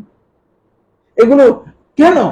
এর কারণ হচ্ছে একটাই, সেটা হলো আসলে দিনটাই আমরা পুরোপুরি বুঝি না। তাকে আগেই তো তাকেই বোঝানো দরকার ছিল যে ভাই আপনি আগে ইসলাম বুঝেন। তাকে কেউ আমর বিল মারুফ ওয়া নাহি আনিল মুনকার করে নাই। তার সাথে যারা ইসলামের কথা বলতেছে তাদের তো উচিত ছিল যে ভাই আপনি আপনি আগে যে আপনি যে কথা বলতেছেন এগুলো কি বলতেছেন, আগে নিজে ঠিক হন, আগে নিজের পরিবর্তন করেন, আগে নিজের পরিবর্তন করেন। নিজের পরিবর্তন না করে কিসের ইসলাম পরিবর্তন করবেন? কোন ব্যক্তি কি নিজে শুদ্ধ না হয়ে অন্যকে শুদ্ধ করতে পারবে এটা মনে করেন আপনি? আল্লাহর কসম না, একেবারে ক্লিয়ার বক্তব্য। আমি সাইফুল্লাহ নিজে শুদ্ধ না হলে আমি অন্যকে শুদ্ধ করতে পারবো না। শুদ্ধ করা সহজ নয়, এটা খুব কঠিন কাজ। এর প্রথম কাজ হচ্ছে বুঝলেন এটা অন্তরের সাথে জড়িত। দ্বিতীয় নম্বর কাজ হচ্ছে এটা একজন ব্যক্তির সদিচ্ছা এবং নিয়তের সাথে জড়িত। এটা আপনি ততক্ষণ পর্যন্ত করতে পারবেন না যতক্ষণ পর্যন্ত আপনার নিজের পরিশুদ্ধি না আসবে। আসুন, এই জন্য আমাদেরকে অন্তর দিয়ে ঘৃণার এই জায়গায় বেশি দিন পড়ে থাকলে চলবে না। দুর্বল ঈমান থেকে একটু স্টেজে কি করতে হবে? আগাতে হবে। এটা 2 নম্বর হাদিস। 3 নম্বর হাদিসে আসেন। 3 নম্বর হাদিস হচ্ছে আবু বকর রাদিয়াল্লাহু তাআলা আনহু, আবু বকর রাদিয়াল্লাহু তাআলা তিনি বলেন, আনি নবী সাল্লাল্লাহু আলাইহি ওয়াসাল্লাম, নবী সাল্লাল্লাহু আলাইহি ওয়াসাল্লাম ইরশাদ করেছেন, ইন্নান নাস ইযা রাউল মুনকার, মানুষ যখন কোন একটা গর্হিত কাজ, নিষিদ্ধ কাজ, হারাম কাজ যখন দেখে, ওয়ালা ইউগাইয়িরুনাহু, আর সেটাকে পরিবর্তন করে না। পরিবর্তন করার ক্ষমতা আছে, বলার ক্ষমতা আছে, তাকে বলার মতো শক্তি আছে, কিন্তু পরিবর্তন করে না। আউশাকা আন ইয়াউম্মাহুমুল্লাহু বিইকাবিহিম, আল্লাহ রাব্বুল আলামিন তাদের সবাইকে আযাব দিয়ে ধ্বংস করে দেওয়ার উপক্রম হবে। এরা ব্যাপক আযাবের সম্মুখীন হওয়ার সম্ভাবনা রয়েছে। শুধুমাত্র ওই যে অপরাধ করেছে সে অপরাধী শাস্তি পাবে তা নয়, বরং অপরাধীর সাথে সংশ্লিষ্ট যারা আছে সবাই সহ আল্লাহর আযাবের মধ্যে পড়ে যাওয়ার সম্ভাবনা রয়েছে। আপনি কথা মনে করেন না, এটা আমি এখানে আলোচনা করি নাই, আমি অন্য কোথাও আলোচনা করেছি। সেটা হচ্ছে এই বালা মুসিবত কোন ব্যক্তির উপর যখন কোন ব্যক্তি বা গোষ্ঠী বা কোন জনপদে যখন অবতরণ করে, তখন ইমানদার ব্যক্তিদের অবস্থানটা কি হবে। 11টি পয়েন্টে খুবই গুরুত্বপূর্ণ একটা আলোচনা করেছিলাম। কোথায় করেছি আমার জানা নেই, এই মুহূর্তে খেয়াল করতেছে না। আপনি এই কথা মনে করবেন না যে পৃথিবীতে যা কিছু করতেছে এগুলো সব এমনি হয়ে গেল, এমনি চলছে, এটা বিমান দুর্ঘটনা হয়ে গিয়েছে। না, আমার আল্লাহ রাব্বুল আলামিন জানতেন না এমন কিছু ঘটছে পৃথিবীতে, এমন কিছু ঘটতে পারে? প্রশ্নই আসে, প্রশ্নের সবটাই আমার আল্লাহ তাআলার ইলমের মধ্যে রয়েছে। এটা আমার দৃঢ় বিশ্বাস, এটা ইয়াকিন আমাদের, এটা আমাদের ঈমান। সুতরাং অবশ্যই এর পেছনে কোনো না কোনো হিকমত আল্লাহ রাব্বুল আলামিনের রয়েছে, যেটা আমি আপনি জানি না, যেটা আমি আপনি জানি না। অবশ্যই এর মধ্যে কি আছে? হিকমত আছে, যে হিকমত সম্পর্কে আমাদের জ্ঞান নেই। কিন্তু আমরা আল্লাহ তাআলার কাছে চাই যে আল্লাহ তাআলা যারা ক্ষতিগ্রস্ত হয়ে গিয়েছে, যারা মারা গিয়েছে, বিপদগ্রস্ত হয়েছে, আল্লাহ তাআলা মেহেরবানি করে তাদের ক্ষমা করে দিন, তাদেরকে আল্লাহ রাব্বুল আলামিন শাহাদাতের মর্যাদা দান করুন, ইত্যাদি ইত্যাদি। কিন্তু তারপরেও ওই কথা আছে, এর মধ্যে আল্লাহ তাআলার হিকমত রয়েছে, সেই হিকমত অবশ্যই সেখান থেকে শিক্ষা নেওয়ার বিষয় আছে, সেখান থেকে আমাদের জন্য শিক্ষা নেওয়ার বিষয় আছে। আমরা মুনকারকে দেখতে পাচ্ছি, হাজার রকমের মুনকার, হাজার রকমের গর্হিত নিষিদ্ধ হারাম কাজ আমাদের চোখের সামনে চলছে। আপনি বিয়ের অনুষ্ঠান করতেছে, বিয়ের অনুষ্ঠানের মধ্যে মানে মহিলারা এসে এখানে ছবি তুলতে হবে, কি কি কারণে, এর সাথে কি সম্পর্ক আছে, কিন্তু কিছু করতে পারবেন না। মহিলাদের জন্য এক ভাইকে আমরা শর্ত দিয়েছিলাম, যে উনি দাওয়াত দিয়েছিলেন আমাদেরকে, বলছে ভাই আমি তো আসলে বিয়ের অনুষ্ঠানে যেতে পারি না, মানে বিয়ের অনুষ্ঠানটা বাংলাদেশের একবারে বেশ মানে এটার মতো নোংরা অনুষ্ঠান আর নেই, কারণ এখানে মহিলারা আসে আরো সাজগোজ করে আসে, আসেই উদ্দেশ্য খুব খারাপ উদ্দেশ্য নিয়ে আসে, আমি বলি না, মানে মনের মধ্যে খুব ভালো একটা উদ্দেশ্য নিয়ে আসে, মানে আপনার সাথে অন্তর্ভুক্ত একটা ছবি উঠে নিবে, এই আর কি। এটা কি খারাপ উদ্দেশ্য মনে করেন না ভালো উদ্দেশ্য মনে করেন আপনি জানেন, আমি জানি না কিছু, বুঝতে পেরেছি। আসে উদ্দেশ্য নিয়ে আসে, হয় কি বেশ মানে পরিবেশ ধ্বংস একটা পরিবেশ, এত খারাপ পরিবেশ আর নেই। তো ভাই ওই ভাইকে বললাম যে ভাই মহিলাদের জন্য একটু আলাদা ব্যবস্থা করবেন আর পুরুষদের জন্য আলাদা ব্যবস্থা করবেন। এই বেচারা সারা রাত আরো ৩-৪ জন সহ পরিশ্রম করে, বললেন না খুব সুন্দর করে মহিলাদের জন্য আলাদা ব্যবস্থা করেছে আর পুরুষদের জন্য আলাদা ব্যবস্থা করছে, মানে মহিলারা আলাদা বসবে, পুরুষরা আলাদা বসবে, যাতে করে অন্তপক্ষে মানে আমাদের চোখে, মানে আমরা যারা কয়েকজন মানে চোখের সমস্যা আছে, চোখে রোগ আছে আর কি, চশমা আছে, এদের অন্তপক্ষে চোখে না পড়ে, অন্যদের তো চোখে কোনো সমস্যা নেই, আমাদের চোখের সমস্যা রোগ, এই জন্য আমাদের যাতে আমাদের চোখে না পড়ে। অনুষ্ঠানের মধ্যে দেখেছি সে ক্ষমা করবে না, আমার মাফ করে দিবেন, সে একজন মহিলাকে ভিতরে ঢুকানো যায় না। কত যে অনুরোধ করেছি, কত যে আমরা বলেছি, মানে কোন মহিলাকে ভিতরে ঢুকানো যায় না, ভিতর পুরোটাই খালি মহিলারা ভিতরে যায় না। আমাদেরকে বলতেছে যে আপনারা বারান্দায় বারান্দায় শেখ একটু বসেন, কি করবেন আর, শেখ মেহরবানি করে যদি বারান্দায় বসেন, বারান্দায় চেয়ার দিয়ে, চিন্তা করছেন। আজকে মানে আমাদের কমপ্লেক্সের সামনের বাড়ির ওই লোকের মেয়ের বিয়ে, সেক্রেটারি সাহেব বলছে যে শেখ যাবে না এখানে, বলছে না, বলছে শর্ত একটা, সেটা মহিলা সম্পূর্ণ আলাদা হবে, পুরুষ সম্পূর্ণ আলাদা হবে, তাহলে যাবে না, যাবে না, বলে দিয়েছি যাবে না। কিন্তু গিয়ে দেখি যে না এটাই হয় নাই, দেখি যে মহিলাদের জন্য আলাদা একটা বিশাল ক্যাম্পাস করে রেখেছে, কিন্তু ক্যাম্পাস জায়গায় রয়ে গেছে, মহিলা সব এখানে, মহিলা সব ছবি উঠানোর জন্য ফটো মানে ফটো, এটাকে ফটো সেশনে আসছে। চিন্তা করেন, এগুলো তো আসলে মানে আমাদের নিজেদের কর্তৃত্বের মধ্যে ছিল পরিবর্তন করা, ঠিক না? এই মনকার গুলো তো আমরা পরিবর্তন করতে পারতাম। তাহলে মানে আমাদের অবস্থানটা কি? আমাদের ব্যক্তিগত অবস্থান দেখা যাচ্ছে অনেক দুর্বল হয়ে গিয়েছে, আমরা ব্যক্তিগতভাবে অবস্থান পরিবর্তন করতে পারি নাই, এই জন্য আমাদেরকে এই জায়গাগুলোতে আসার জন্য চেষ্টা করতে হবে। আসেন এরপরে আল্লাহ রাব্বুল আলামিন কোরআনে কারীমের সূরা ইব্রাহিমের মধ্যে ইরশাদ করেন, আল্লাহ তাআলা বলেন আমর বিল মারুফ ওয়া নাহই আনিল মুনকারের জন্য আল্লাহ সুবহানাহু ওয়া তাআলা শর্ত করে দিয়েছেন, অবশ্যই ক্ষমতা দরকার হবে, শক্তি দরকার হবে। এই শক্তিটা অর্জন করতে হবে আপনার ঈমানের মাধ্যমে, আল্লাহ তাআলা দেবেন, এটা লাঠি দিয়ে নয়। যাওয়ার সময় সবাইকে বলে দিলেন যে বাসা থেকে সবাই একটা একটা করে লাঠি পিছনে বেঁধে নিয়ে যাবেন, না কিচ্ছু হবে না, লাঠি দিয়ে মার খেয়ে চলে আসবেন। কি হবে? সূরা ইব্রাহিমের 11 নম্বর আয়াতের মধ্যে আল্লাহ তাআলা বলেন, ওয়াইজা কানা লানা আন না'তিয়াকুম বিসুলতানিন ইল্লা বিইজনিল্লাহ, তোমাদেরকে যদি শক্তি সামর্থ্য তোমরা অর্জন করতে চাও তাহলে সেটা তোমাদেরকে দেওয়া হবে ইল্লা বিইজনিল্লাহ, একমাত্র আল্লাহর অনুমোদন ক্রমেই। ক্ষমতা আল্লাহ তাআলার ইচ্ছার দিন। আপনাকে ক্ষমতা কখন দিবে তখন আপনি ক্ষমতা দিয়ে পরিবর্তন করতে পারবেন, ক্ষমতা আল্লাহ তাআলা দিবেন।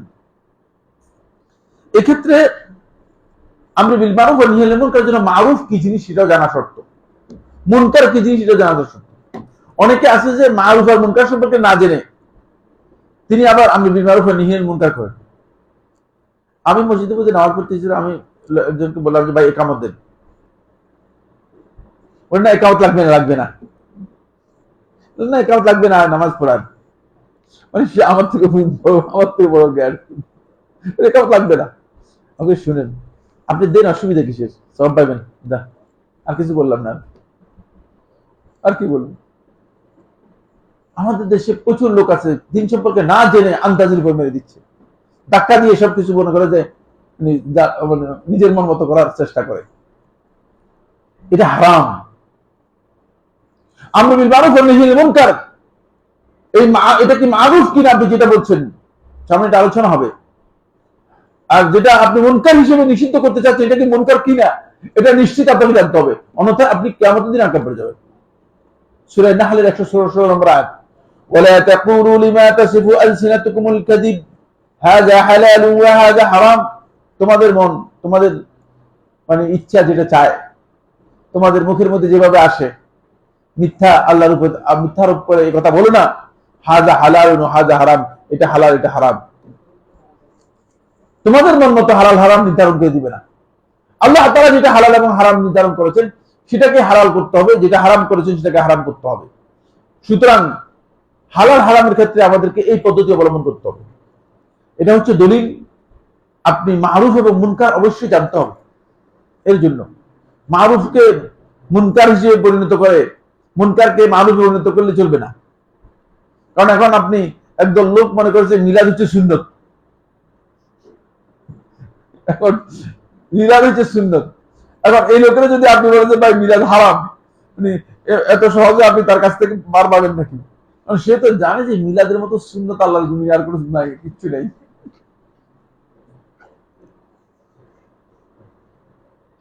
আমি ঢাকা আলিয়া মাদ্রাসার বড় মুহাদ্দিস, তো ওখানে আমি যখন আসতাম তখন ছাত্ররা আমাকে মাদ্রাসা, আমি আলিয়া মাদ্রাসার ছাত্র আমার কাছে বসতো, কথা বলতো। তো এক ছাত্র আমাকে বলে শেখ চলেন আমাদের এই মুহাদ্দিস সাহেবের সাথে একটু দেখা করে যাক, মসজিদের মধ্যে বসে আছে। তো আমি গেলাম, ঠিক আছে মুহাদ্দিস সাহেব একটু দেখা করে সালাম দিয়ে যাই। আহলে ইলমের কাছে গেলে নিজের অন্তরটা পরিচ্ছন্ন হয়, প্রশান্তি লাভ করে, আর তাদের কাছে দোয়াও চাওয়া যায়, ভালো। তো আমি গেলাম, গিয়ে দেখেছি মসজিদের মধ্যে বসে বিড়ি খাচ্ছি। আমি বললাম তোর ওস্তাদও থাক, তুই থাক, তোর ওস্তাদ থাক, তুই থাকে, এই ওস্তাদের এর সাথে সাক্ষাৎ করার আমার কোনো দরকার নেই।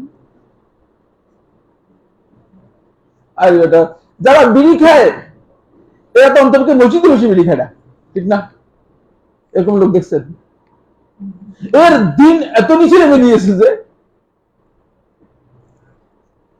দিনটা তার এত নিচে নেমে গিয়েছে যে সে মসজিদের মধ্যে বসে বিড়ি খাচ্ছে, কারণ সে বিড়ি খাওয়াটাকে মনে যেন সুন্নত বা ওয়াজিব মনে করতেছে, এই কারণে এটা মসজিদের মধ্যে করতেছে। কারণ কোন কোন অঞ্চলের মধ্যে এটা সুন্নত। সুন্নি হওয়ার দলিল হচ্ছে বিড়ি খাওয়া, বুঝতে পেরেছেন? বলছে লোক নামাজ পড়ছে, সবার সাথে মুনাজাত করছে, কিন্তু সুন্নি কিনা বুঝতে পারেনি। মুনাজাত করছে কিন্তু সুন্নি কি আসলে সুন্নি নয় এটা বুঝতে পারে নাই। কারণ কিভাবে বুঝবে? আকীদা ঠিক আছে কিনা ক্লিয়ার হতে পারে নাই। এরপরে নামাজের পরে মিলাদ হয়েছে, সবার সাথে মিলাদও করছে, মানে না মনে হয় সুন্নি, তখন তো মিলাদ করতো না, ওয়াহাবি না। কিছুটা কনফার্ম হয়েছে, তবে 50% পুরো কনফার্ম হয় নাই, মানে 50% কনফার্ম হয়েছে। এরপরে মিলাদের সময় কিয়ামও করছে, এবার মোটামুটি 70% না। যদি ওয়াহাবি হতো তাহলে কিন্তু কিয়াম তো করতো না, কিন্তু তারপরে 30% কনফিউশন আসলে সুন্নি কি সুন্নি না। এরপরে মসজিদ থেকে বেরোয় যখন সিগারেট চালাইছে তখন বলছে তাহলে সুন্নি, 100% সুন্নি। 100% সুন্নি নিশ্চিত হয়েছে, আর সুন্নির ব্যাপারে কি নেই, কোনো সন্দেহ নেই। নাউযুবিল্লাহ মিন যালিক।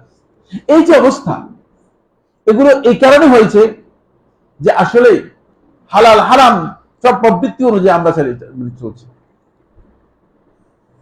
দিনটা পুরোটাই কবর পূজারীরা নিজেদের মন মতো দিন তৈরি করে নিচ্ছে, শিয়ারা নিজেদের মন মতো দিন তৈরি করে নিচ্ছে, তারপরে তরিকতপন্থীরা নিজেদের দিন তৈরি করে নিচ্ছে সবাই। আর আব্দুল্লাহ ইবনে মুগাফফাল রাদিয়াল্লাহু তাআলা আনহু, আব্দুল্লাহ ইবনে মুগাফফাল রাদিয়াল্লাহু তাআলা বর্ণনা করেন, তিনি বলেন, আন নবী সাল্লাল্লাহু আলাইহি ওয়াসাল্লাম, নবী সাল্লাল্লাহু আলাইহি ওয়াসাল্লাম থেকে এসেছে, ইন্নাল্লাহ তাআলা রাফিকুন, আল্লাহ রাব্বুল আলামিন বিনম্র, ইউহিব্বুর রিফক, তিনি বিনম্রতাকে বহন, কোমলতাকে বহন পছন্দ করেন। আসলে কোমলতা খুব গুরুত্বপূর্ণ বিষয়। আপনি দেখেন না, আপনি আপনার কথা এবং আচরণ যদি কোমল হতে পারেন, তাহলে আপনি ভালোই, মানে আপনি দেখবেন যে নিজের মধ্যে একটা ভালো জিনিস উপলব্ধি করতে পারবেন। ওয়ায়ুতি আলাইহি মা লা ইউতি আলাল আনফ, এবং আল্লাহ রাব্বুল আলামিন এই বিনম্রতার মাধ্যমে এমন কিছু জিনিস দেন যেটা কঠোরতার মধ্যে দেন না। এটা এই জন্য আবু দাউদের রাওয়াতের মধ্যে এসেছে, এই জন্য বলেছে এই দাওয়াতি কাজের মধ্যে আমর বিল মারুফ ওয়া নাহি আনিল মুনকারের মধ্যে শুধু ডান্ডাবাজি করলে চলবে না, শুধু ধমক দিলে চলবে না, কিছু বিনম্রতার সাথে নরম ভাবে কনভিন্স করে বলতে হবে। দেখেন না, নবী সাল্লাল্লাহু আলাইহি ওয়াসাল্লাম আমর বিল মারুফ যখন নাহি আনিল মুনকার করেছেন, ওই ব্যক্তিকে, যে ব্যক্তি মসজিদে এসে পেশাব করে দিয়েছে, মসজিদে এসে পেশাব করে দেয়া, এটা কি ভালো কাজ করছে? প্রশ্নই আসে না। তারপরে মসজিদে এসে পেশাব করে দিয়েছে, নবী সাল্লাল্লাহু আলাইহি ওয়াসাল্লাম তাকে ধমকও দিলেন না, গালিও দিলেন না, তাকে কঠোর কথাও বললেন না, বরং নবী সাল্লাল্লাহু আলাইহি ওয়াসাল্লাম তাকে বিনম্রভাবে বলে দিলেন যে মসজিদ আসলে তৈরি করা হয়েছে এই কাজের জন্য, মসজিদ পেশাবের জন্য তৈরি করা হয় নাই। তাও এই কথা বলেন নাই, এই শব্দ ওখানে হাদিসের মধ্যে নাই যে মসজিদ পেশাবের জন্য তৈরি করা হয় নাই, কিন্তু বলছে মসজিদগুলো তৈরি করা হয়েছে এই কাজের জন্য, নোংরা কোনো কাজের জন্য নয়, যাতে করে সে বুঝতে পারে। দেখছেন কি বিনম্রভাবে বলেছেন। ওই ব্যক্তি রাসূলুল্লাহ সাল্লাল্লাহু আলাইহি ওয়াসাল্লামের কাছে আসলেন,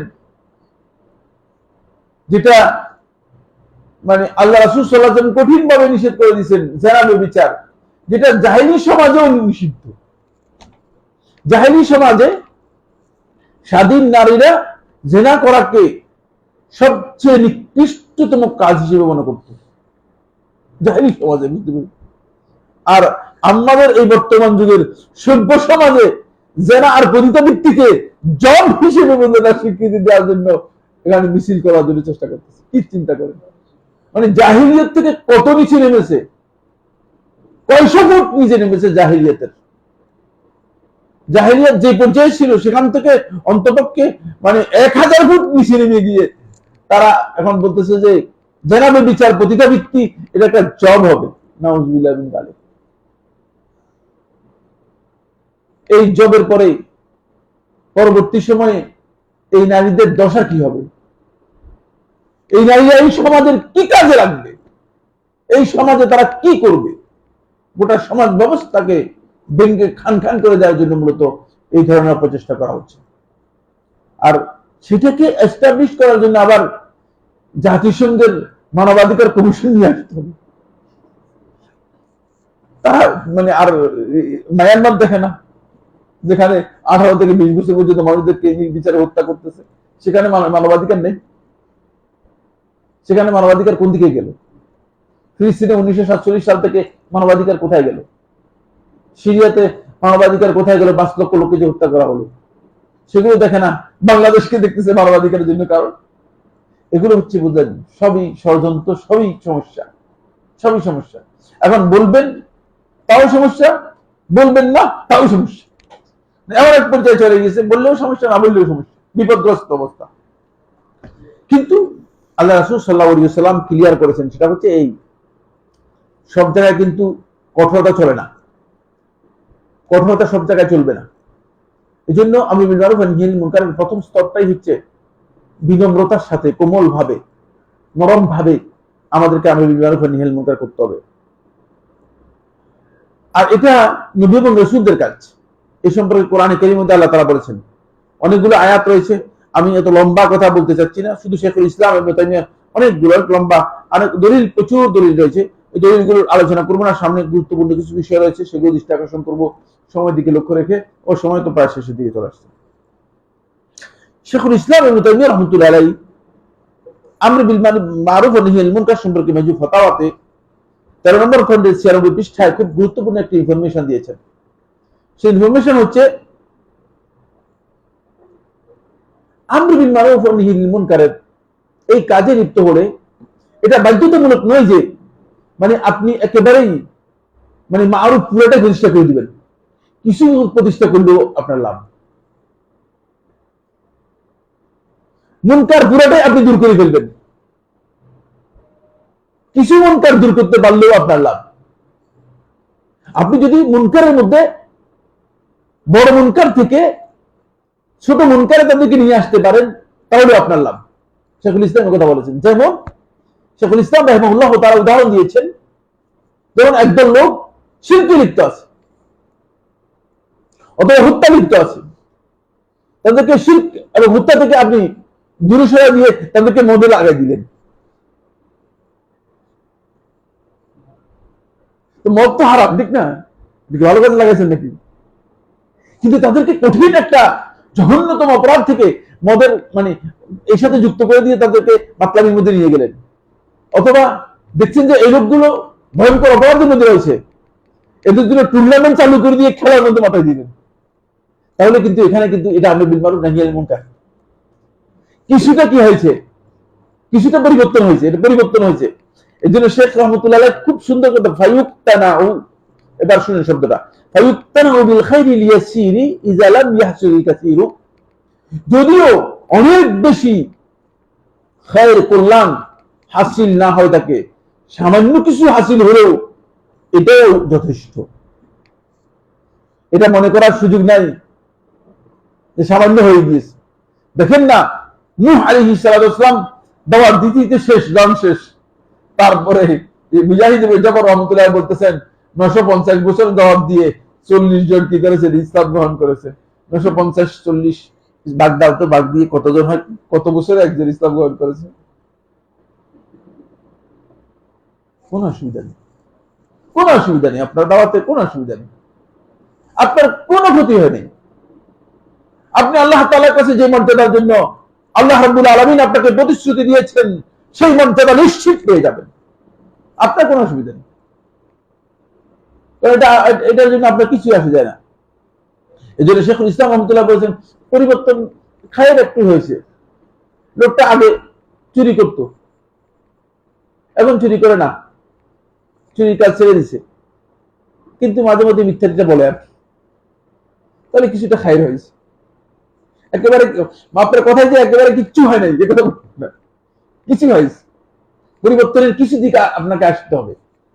এরপরে বলতেছেন ওয়ায়ুদ্রাউ শাররুল কাবীরু বিশাররিল ইয়াসির, ওয়ায়ুদ্রাউ শাররুল কাবীর, বড় ধরনের কঠিন ক্ষতি এটা থেকে মানে এটা থেকে বাঁচতে হবে, বিশাররিল ইয়াসির, হালকা ক্ষতি থেকে, হালকা ক্ষতির মাধ্যমে। হালকা ক্ষতি মেনে নিতে পারবেন, বড় ক্ষতিটাকে প্রতিহত করতে পারবেন। বড় ক্ষতিকে প্রতিহত করা থেকে হালকা ক্ষতি, দেখছেন যে ও যেটা আমি বললাম, আল্লাহ তাআলার সাথে শিরক করতেছে, এখান থেকে তাদেরকে বলছে ভাই তোমরা এই কাজটা কেন করতেছো? দেখো না ওই যে এখানে লোকেরা বসে বসে মদ খাচ্ছে, কত সুন্দর বসে বসে মদ খাচ্ছে, মিয়া মদ খাচ্ছে, দেখতে ওরা ওদের পাগল হয়ে যাচ্ছে, তোমরা ওখানে যাও না, শিরক করাচ্ছে, ওখানে যাও, এটা তো শিরক। জোর দিয়ে তারা যাও তোমরা এখানে মদ খাও। এটা হচ্ছে তাদের কঠিন হারাম থেকে তাদেরকে না একটা অন্য একটা ছোট একটা কাজে, হারাম কাজের ক্ষতির মধ্যে নিয়ে গেলেন। এটা শেখুল ইসলাম তাইমিয়া রাহমাতুল্লাহ বলতেছেন, এটা হলো আমর বিল মারুফ ওয়া নাহি আনিল মুনকারের মৌলিক বিষয়। ওয়াল্লাহু তাআলা বা'আসা আর-রুসুলা বিতাহসিলিল মাসালিহি ওয়া তাকমিলিহা, আল্লাহ তাআলা রাসূলদেরকে প্রেরণ করেছেন মানুষের কল্যাণ সাধন করার জন্য এবং কল্যাণের পরিপূর্ণতা দান করার জন্য, ওয়া তা'তিলিল মাফাসিদ, মানুষের অকল্যাণ ক্ষতি দূর করার জন্য, ক্ষতি সম্পূর্ণরূপে দূর করে দেওয়ার জন্য, তাকলিল অথবা কমানোর জন্য। ক্ষতি দূর করতে পারলেন না কিন্তু কমাই দিলেন, এটাও ভালো। নবী সাল্লাল্লাহু আলাইহি খালকা বিগায়াতিল ইমকান, আর নবী সাল্লাল্লাহু আলাইহি ওয়াসাল্লাম তার সাধ্য অনুযায়ী মানুষদেরকে এই দিকেই আহ্বান করেছেন। যেখানে দেখেছেন যেভাবে পরিবর্তন আনা দরকার সেখানে সেভাবে পরিবর্তন এনেছেন। এই কথাগুলো হচ্ছে মূলত এই যে আজকে যে মূলনীতি, এই মূলনীতির দলিল হিসেবে আমরা আলোচনা করলাম। আসুন এবার আমরা যাব যে আমর বিল মারুফ ওয়া নাহিল মুনকারের রোকন হচ্ছে 4টি। এবার এরপরে আমর বিল মারুফ ওয়া নাহিল মুনকারের শর্তগুলো আলোচনা করব। এরপরে 18টি পয়েন্টে আলোচনা হবে, সময় শেষ হয়ে গিয়েছে। এটা সালফে সালিহিনের মৌলিক আলোচ্য বিষয়ের মধ্যে একটি, এই জন্য এটা বিস্তারিত আলোচনা হবে। কারণ আমর বিল মারুফ ওয়া নাহিল মুনকারের ক্ষেত্রে যদি মানুষ পথভ্রষ্ট হয়ে যায়, তাহলে সে ভুল কাজ করে ভালো কাজ করতে গিয়ে খারাপ কাজ করে ফেলবে। হেদায়েত দিতে গিয়ে পথভ্রষ্ট হয়ে যাবে, নিজেও পথভ্রষ্ট হয়ে যাবে অথবা মানুষকে পথভ্রষ্ট করবে। এটা খুবই ইম্পর্টেন্ট বিষয়। আপনি মানুষদেরকে ভালো কাজের দিকে নির্দেশ দিতে গিয়ে আপনি নিজেই খারাপ কাজ করে ফেলবেন। এই জন্য এই বিষয়গুলো জানা প্রত্যেকের জন্য অপরিহার্য, প্রত্যেকের জন্য অপরিহার্য। 1 নম্বর রোকন হচ্ছে যেটা, সেটা হলো এই প্রথম রোকন হচ্ছে আপনাকে আল আমির, যিনি আমর বিল মারুফ ওয়া নাহিল মুনকার করবেন, তার আমর বিল মারুফ ওয়া নাহিল মুনকার করার জন্য যোগ্য হতে হবে। তার জন্য গুরুত্বপূর্ণ যে শর্তগুলো আছে সেই শর্তগুলো তাকে পূরণ করতে হবে এবং সেই যোগ্যতা তার মধ্যে থাকতে হবে। যদি যোগ্যতা না থাকে, তিনি নিজের মন গড়া আমর বিল মারুফ ওয়া নাহিল মুনকার করবেন না। ইসলাম অনুমোদন দেয় নাই। আপনি দাওয়াতি কাজ করতেছেন, দাওয়াতি কাজের আপনি মানে আপনার কাছে সেই যোগ্যতা নেই, আপনি জানেন না, তাহলে আপনি সেই দাওয়াতি কাজ করতে পারবেন না। আমর বিল মারুফ নাহিল মুনকারের জন্য আমির এবং নাহি, তাকে একটা যোগ্যতা রাখতে হবে। প্রসঙ্গত এখানে 3টি শব্দ আলোচনা করব, খুবই গুরুত্বপূর্ণ। 1 নম্বর বিষয় হচ্ছে এই কোরআনের মধ্যে আমর বিল মারুফ ওয়া নাহিল মুনকার, সৎ কাজের আদেশ এবং অসৎ কাজ থেকে নিষেধের কথা বলা হয়েছে। আবার ওসিয়তের অথবা তাওয়াসিয়ের কথা বলা হয়েছে। ওসিয়ত অথবা তাওয়াসিয়ের কথা বলা হয়েছে, খুব ভালো করে খেয়াল করুন। নসিহত আর তাওয়াসি আল আমর বিল মারুফ ওয়া নাহিল মুনকার একই স্টেজের নয়, স্টেজের পার্থক্য রয়েছে। নসিহতের স্টেজ হচ্ছে মূলত আপনি শুধুমাত্র কল্যাণ কামিতার জন্য কোন একজন ব্যক্তিকে দ্বীনের ব্যাপারে তাকে আপনি কিছু পরামর্শ দিবেন, কিছু বলবেন কল্যাণ কামিতার জন্য। আর তাওয়াসি হচ্ছে পরস্পরকে উপদেশ দেয়া। এটাও ইসলামের ভ্রাতৃত্বের একটা গুরুত্বপূর্ণ লক্ষণ।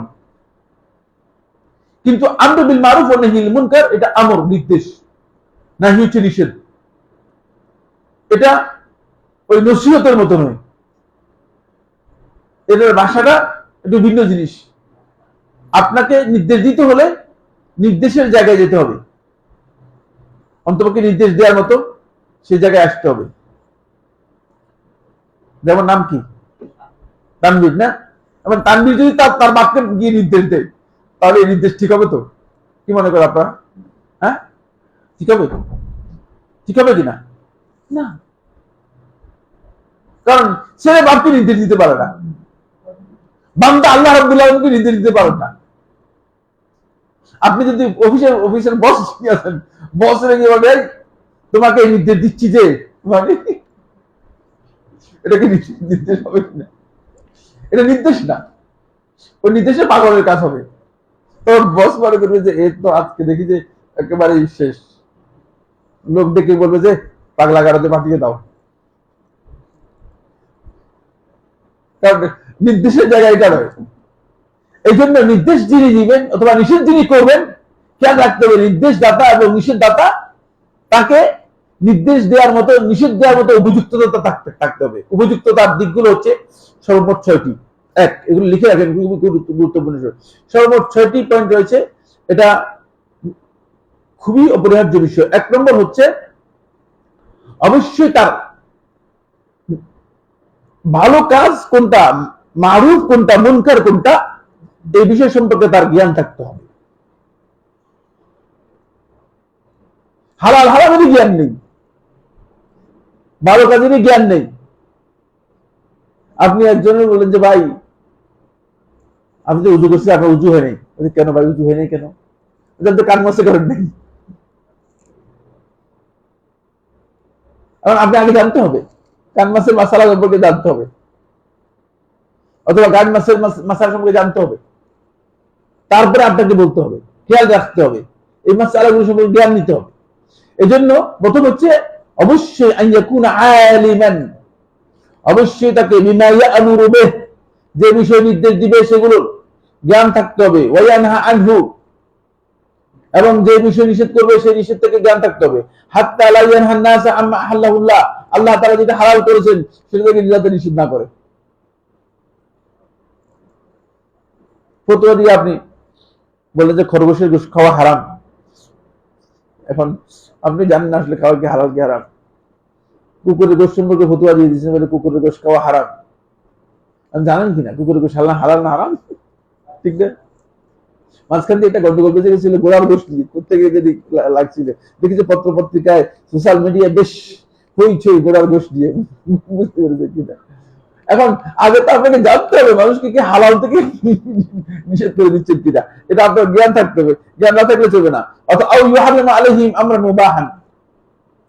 অথবা কোন মুবাহ কাজ তাদের জন্য আপনি হারাম করে দিবেন।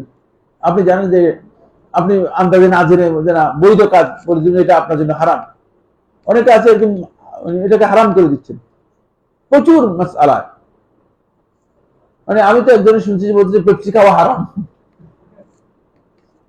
আমি আমার কাছে আসতে জিজ্ঞাসা ভাগ্যিস যে হারাম বলছে, শিরক যদি বলতে কি করতেন?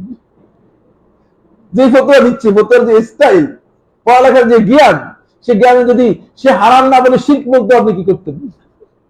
কারণ যাদের জ্ঞান যে পর্যায়ে, এই জন্য আমর বিল মারুফ নাহি আনিল মুনকারের জন্য খুবই গুরুত্বপূর্ণ বিষয় হচ্ছে অবশ্যই তাকে ও যে বিষয় সম্পর্কে নিষেধ করবে অথবা যে বিষয় সম্পর্কে নির্দেশ দিবে সেই বিষয়ে জ্ঞান তাকে অবশ্যই থাকতে হবে, অবশ্যই তা থাকতে হবে। জ্ঞান আছে। 2 নম্বর, অবশ্যই তাকে শরীয়তের তাকলিফের অধীনে, শরীয়ত তার উপর প্রযোজ্য হয় এরকম ব্যক্তি হতে হবে। শিশু এসে আমর বিল মারুফ নাহি আনিল মুনকার করলে হবে না, তার দায়িত্ব নয়। আমর বিল মারুফ নাহি আনিল মুনকার এই জন্য এটা খুব ইম্পর্টেন্ট, অবশ্যই সে শরীয়তের বিধান তার উপর প্রযোজ্য হয়, তাকলিফ তার উপর আসে এমন হতে হবে। তাকলিফের বিষয়টি হচ্ছে এই, এর মাধ্যমে সে মানে শরীয়ত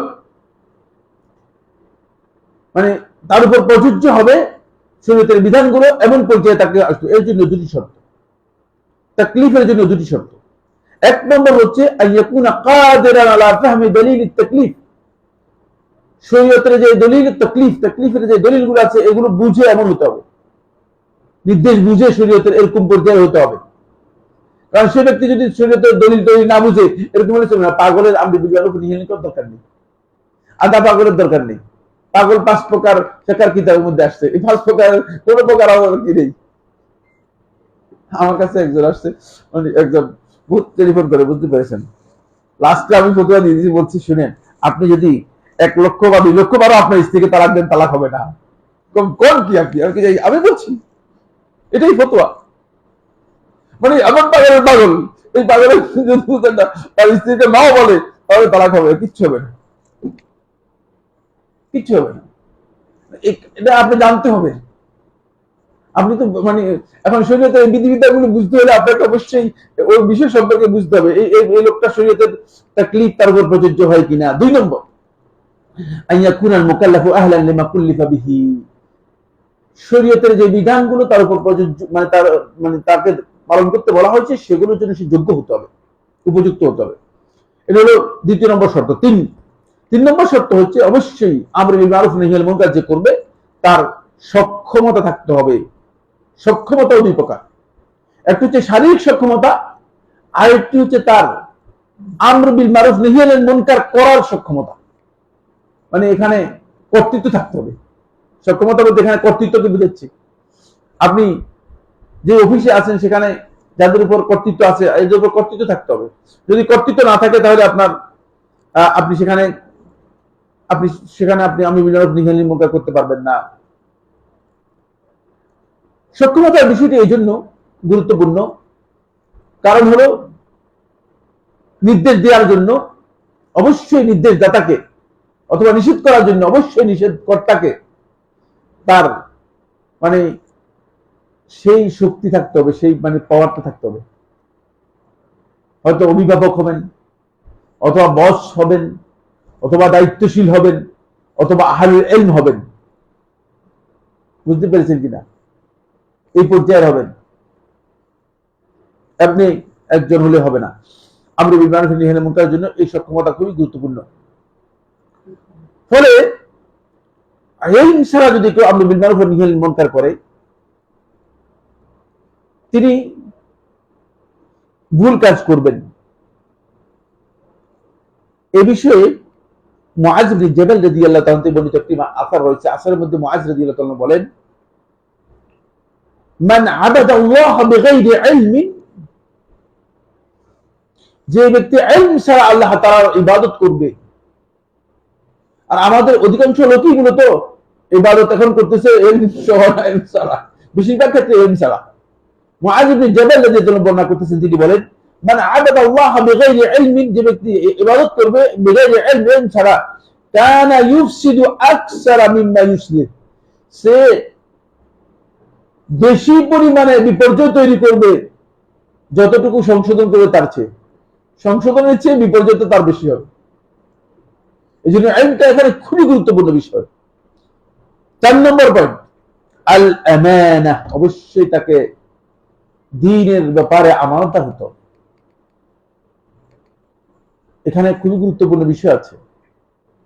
কাউকে অন্যায়ভাবে দোষারোপ করে তার উপর কোন জিনিস চাপিয়ে দেওয়া, এটাও কিন্তু জুলম, এটা জায়েজ নেই। এই জন্য আমরু বিল মারুফ ওয়া নাহয়ি আনিল মুনকারের সাথে আমানতের সম্পর্ক রয়েছে। অবশ্যই সে ব্যক্তি সাহেব আমানা ওয়া জিম্মা হতে হবে। তার অন্তরের মধ্যে এতটুকু আমানত থাকতে হবে যে আমি আল্লাহর দ্বীন পৌঁছানোর জন্য, আল্লাহর দ্বীন জানানোর জন্য মূলত কি করতেছি, এই কাজটা করতেছি। এটা হলো 4 নম্বর। 5 নম্বর হচ্ছে আইয়াকুনা সাবিরান লিল্লাহ, আল্লাহর সন্তুষ্টির জন্য ধৈর্যশীল হতে হবে, ধৈর্য থাকতে হবে। আমরু বিল মারুফ ওয়া নাহয়ি আনিল মুনকার করতে গিয়ে যদি আপনার ধৈর্য না থাকে, আপনি যদি ধৈর্যহারা হয়ে যান, তাহলে হবে না। আপনাকে অবশ্যই কি করতে হবে, ধৈর্য থাকতে হবে। কারণ এই কাজ একটু কঠিন কাজ। কঠিন কাজের জন্য কিছু কষ্ট অবশ্যই সহ্য করতে হবে, কষ্ট ছাড়া কি হবে না। এই জন্য আল্লাহ তাআলা কোরআনের মধ্যে যখন ওয়াতাওয়াসাউ বিস সাবর বলছে না, ইল্লাল্লাযিনা আমানু ওয়া আমিলুস সালিহাতি ওয়াতাওয়াসাউ বিল হাক্কি ওয়াতাওয়াসাউ বিস সাবর। হকের তাওয়াসির জন্য, হকের ব্যাপারে পরস্পরকে বলার জন্য সবরটাকে রাখতে হবে সাথে। সবরটা হচ্ছে পুঁজি। রাসূল সাল্লাল্লাহু আলাইহি ওয়াসাল্লাম গালি দিয়েছেন, সুতরাং আপনাকে গালি দিবে না এই ধারণা করার সুযোগ আছে কিনা? এই ধারণা করার কোনো সুযোগ নেই। অবশ্যই আপনাকে গালি দিবি। আপনি এই চিন্তা করবেন যে রাসূলকে গালি দিয়েছে, আমাকেও গালি দিবে, গালি থেকে বাঁচার কোনো উপায় আমাদের থাকবে না। সুতরাং সেখানে আপনাকে অবশ্যই সবর ইখতিয়ার করতে হবে। এরপরে যে পয়েন্টটি খুবই গুরুত্বপূর্ণ, সেটা হচ্ছে আপনার উপস্থাপনা পদ্ধতি, প্রেজেন্টেশন, আপনার বলার বক্তব্যটা হতে হবে আর রিফক ওয়াল লিন ওয়া রাহমা বিন নাস, মানুষের প্রতি দয়া, নরম, বিনম্র এবং কোমলতার সাথে। কারণ আপনি তো কল্যাণ চাচ্ছেন, আসলে কল্যাণকামী ব্যক্তি কাউকে আঘাত করে কথা বলবে না, তাকে আঘাত করে আপনি কি করবেন না, হেদায়েত দেওয়ার জন্য চেষ্টা করবেন না। এই জন্য সালফে সালিহিন হেদায়েতের বিষয় যখন মানুষের সামনে তুলে ধরতেন, অথবা কাউকে কোনো বিষয়ে নির্দেশ দিতেন, আমরু বিল মারুফ ওয়া নাহয়ি আনিল মুনকার করতেন, তখন তারা খুব নরম ভাষায় এই কথাগুলো বলতেন, নরম ভাষায় কথাগুলো বলতেন, মানে ভাষাটা তাদের খুব নরম হতো।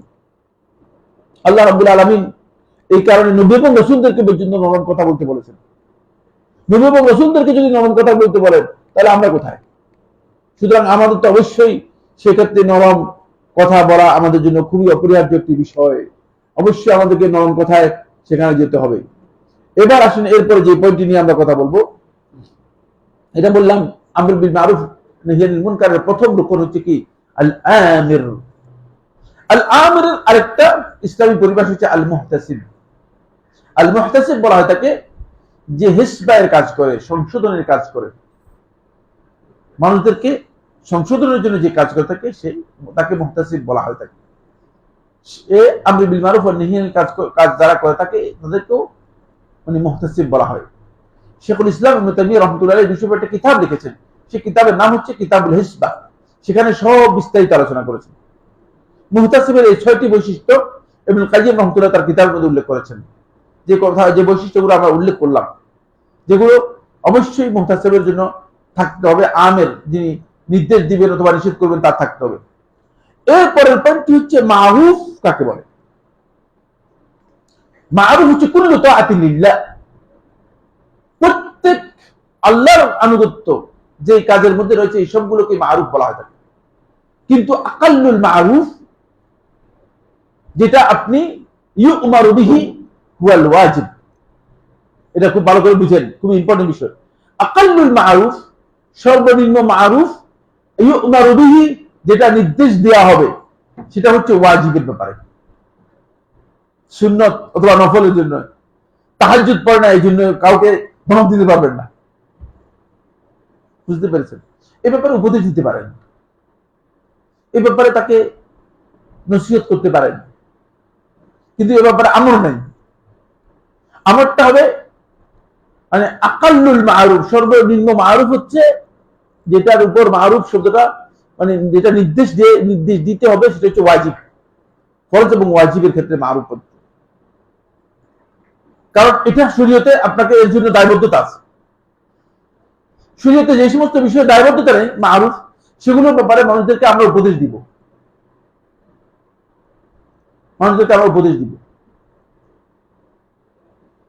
এটা অবশ্যই